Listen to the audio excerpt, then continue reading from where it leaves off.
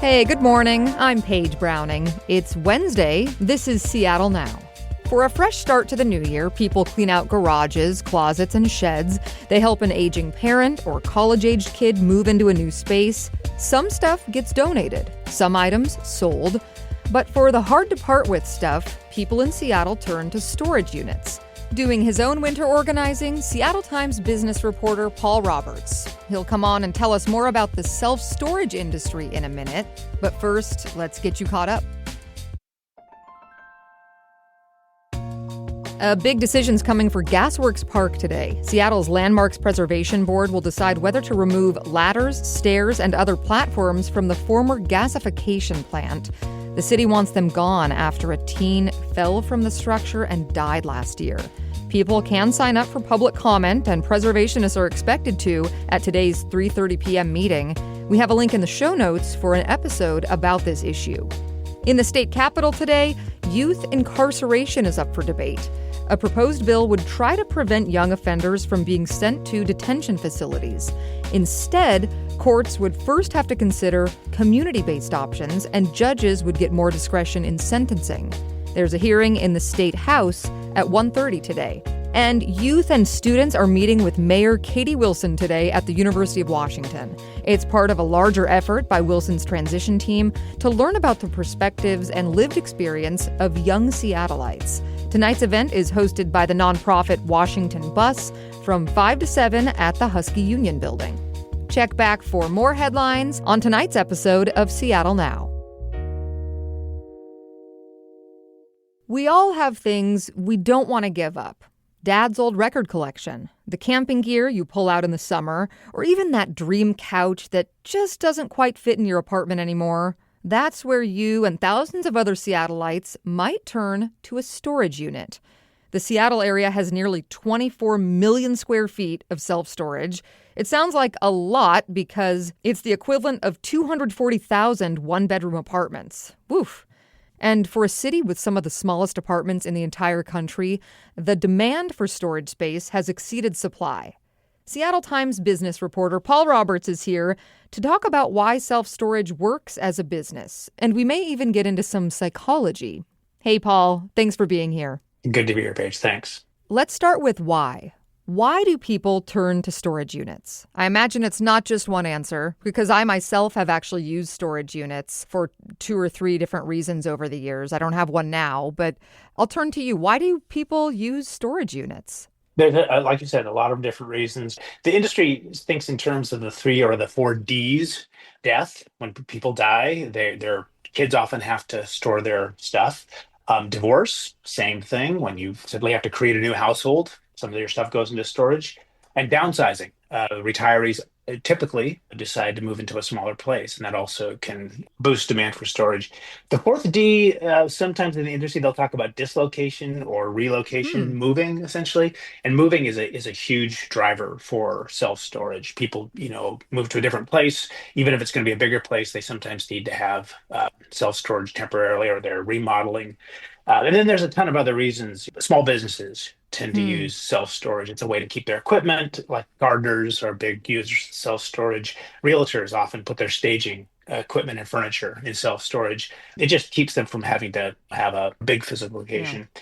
As our living situations change, as more people live in apartments are just typically smaller than houses, and they're actually getting smaller. The average size of the apartment in Seattle is smaller the last 10 years than it was the prior 10 years. So all those things sort of leave people with less place to put their stuff. Yeah. I mean, 24 million square feet. That is so much space. Is this more pronounced in Seattle? Or why do people in Seattle, why are they drawn to putting stuff in a metal box? Well, Seattle is actually one of the least well-supplied self-storage markets, metro areas in the country. That's measured in the industry with square foot per capita. Oh. One of the reasons that we struggle to create enough self-storage in this city is that we're growing really rapidly. We have a ton of apartments. Those apartments are getting smaller, but we're also constrained in terms of where we can put storage units. The city of Seattle is expensive. The land costs are very high. So that makes it, tough because self-storage has its own sort of special economics. And then some cities and communities have just they're not really excited about having self-storage, Hmm. more self-storage warehouses in their proximity, and so they've put restrictions on them. So those things have kind of combined to make it a little bit harder to build here, but more people are piling in, and so demand is somewhat outpacing That's supply. interesting. So we're almost minimalist as far as the amount of storage space we have compared to the possible demand for it. But Paul, I'm also thinking about the reasons you described as to why people use it, housing being one of them. It's a housing story in a way, right? As apartments get smaller, the need for storage potentially grows. Right. And so self-storage is closely associated with the multifamily housing market for the reason you just said. We've got smaller apartments. When you're looking to site, to build a new self-storage, you want to have it relatively close to a dense urban area, typically with a lot of apartments. The younger users of self-storage, they're more likely to be in apartments and more likely to sort of see apartments as a completely normal way of living, since many of them feel Hmm. like they've been frozen out forever from the single family housing market. And so they look at their self-storage as just something that's kind of normal. And they typically treat it a lot differently than their older counterparts. A couple of examples, we're talking younger, like in the 20s and 30s, they'll use their self-storage for things like their bikes, their kayaks, their outdoor Mm-hmm. equipment, and they will go and visit their self-storage to get those things once a week. So this is like their garage or something. It's exactly because they've grown up kind of assuming that that's kind of how things are going to be. Whereas folks in my demographic, 50, 60, we'll use them for things that we just aren't ready to deal with yet. Okay, So, yeah. for example, maybe we have an aging parent that we've taken their possessions and we put it in storage, or we have a kid that came home from college and now needs to, or we have our own stuff, 30 years of accumulated purchasing that we just, all the Costco pants that we've been buying every time we stop at Costco, but we don't actually wear, but we don't want to throw away because they're brand new. It's this sort of paradox of living in 21st century America. Is part of this a matter of people just having too much stuff? To understand this, kind of walk me through that side of the equation. I mean, it's a piece of that. I mean, there's a lot of different sort of tendencies and demographic trends that intersect in self-storage, which is what makes it so interesting.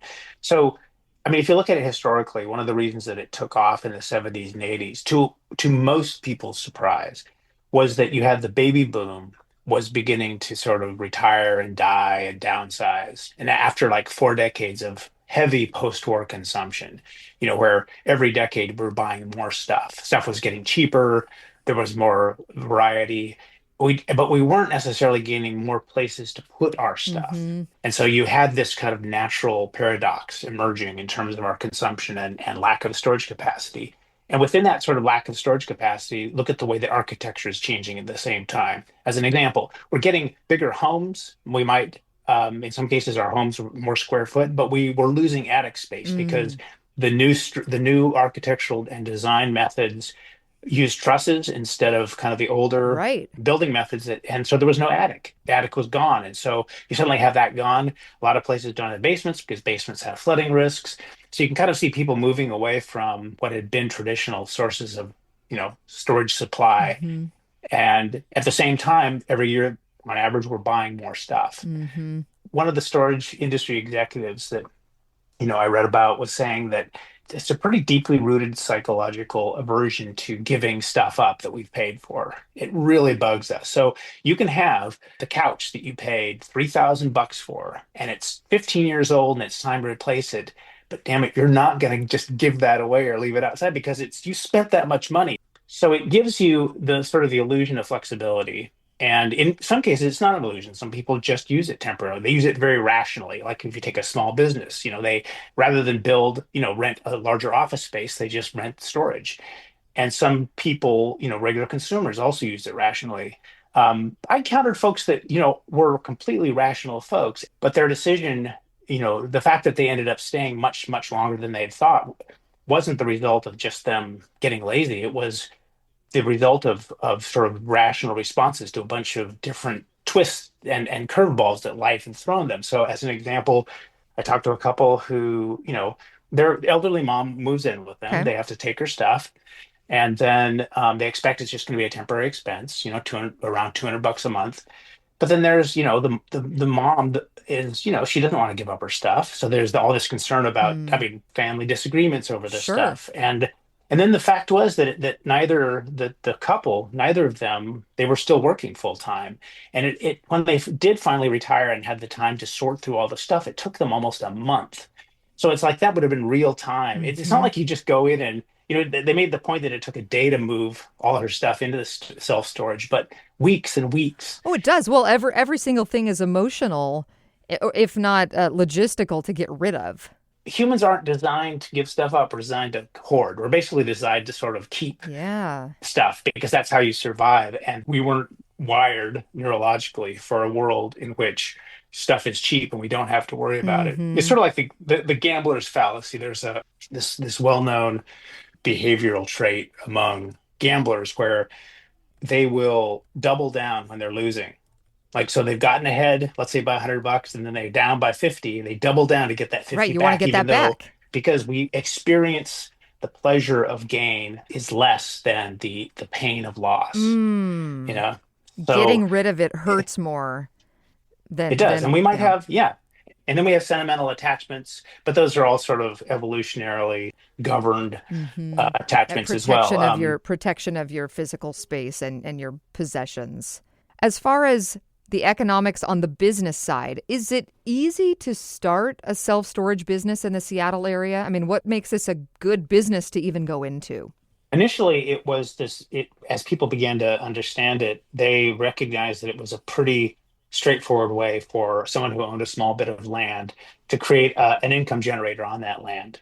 They were fairly inexpensive to build, very inexpensive to operate compared with other uses of land. So it takes the folks I interviewed, they have like 450 units out in Woodinville. It takes three people to run that place. It's about half the cost of an apartment building to build. Maintenance costs are just very low. One of the guys joked when someone moves out and they have to get the unit ready, for the next renter, they just take a leaf blower and blow it around. Uh-huh. It's really straightforward. So compared with an apartment, where picture all the maintenance There's stuff. You got to repainting.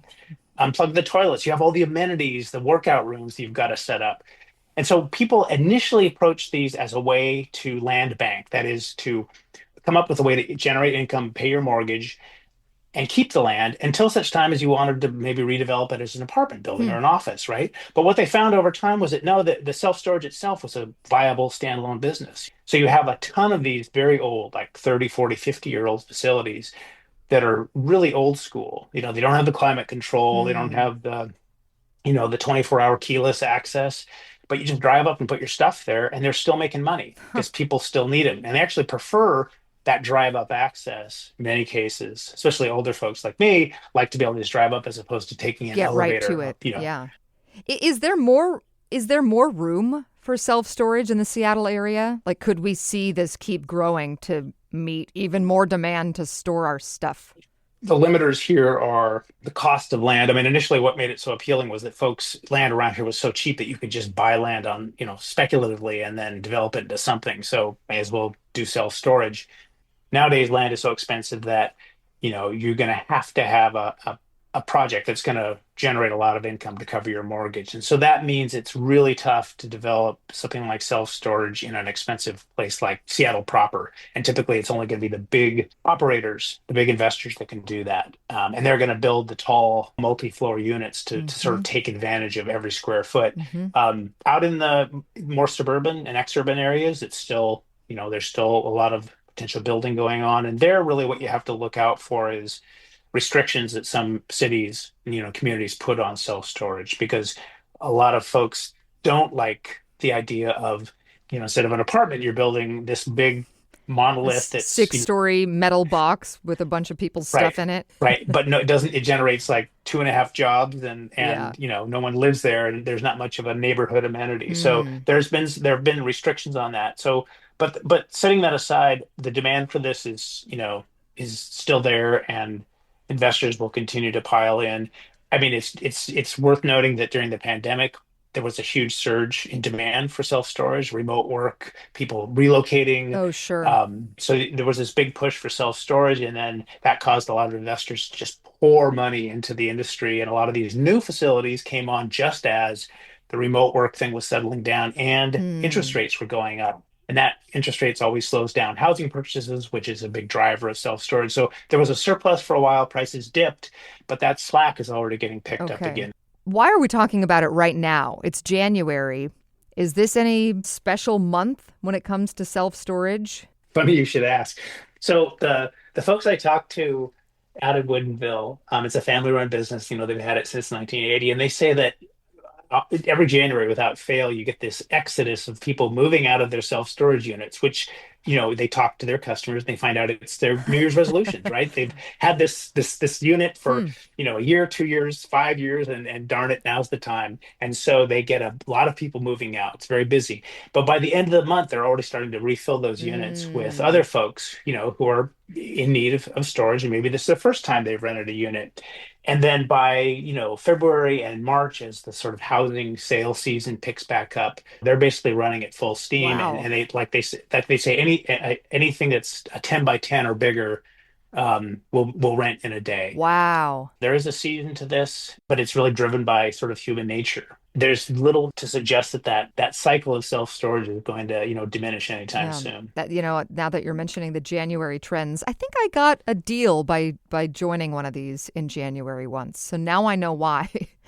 Right. Last thing for you. Actually, I wanted to know, have you been decluttering or do you have any emotional connection to a storage unit? I certainly did a decluttering this last weekend. Went down to the basement, and my partner and I were looking at stuff, and it was so cliche. I would be picking up literally a pair of Costco pants that I'd purchased, I think, like 3 years ago, Okay. never worn. They still have the creases from the fold, right? And Paul, I'm get looking rid at of them, and them. I'm thinking, but I might wear these. They would look so smart. But just the feeling, the reluctance I had, the deep Hmm. sort of visceral reluctance I had to put that in the pile going to Goodwill. Uh-huh. Because Um, you've never I worn mean, them. There's that guilt string that's pulling. right, right. But as soon as I took them to Goodwill, the feeling of relief, I mean, that's real. I just Hmm. want to say the relief is real. So it's worth digging in. And if it takes a New Year's resolution to do it, then great. Right. And you don't need to worry about hurting the self-storage business because as soon as you leave that unit, someone else is going to fill it. Paul Roberts, getting rid of the Costco pants finally, is a business reporter for the Seattle Times. Thank you so much for taking the time. Paige, it was great. Thanks for having me. Thanks for listening to Seattle Now, and thanks to our generous donors for their support. You can help us out by clicking the link in the show notes or by following and reviewing the show on your podcast app. Leave us a note there. Today's episode was produced by Vaughn Jones. It was edited by Caroline Chamberlain Gomez. Our production team also includes Andy Hurst, Brooklyn Jamerson Flowers, and Patricia Murphy. Greg Kramer does the theme music. Seattle Now and KUOW Public Radio are members of the NPR network. I'm Paige Browning. See you tonight for Evening Headlines.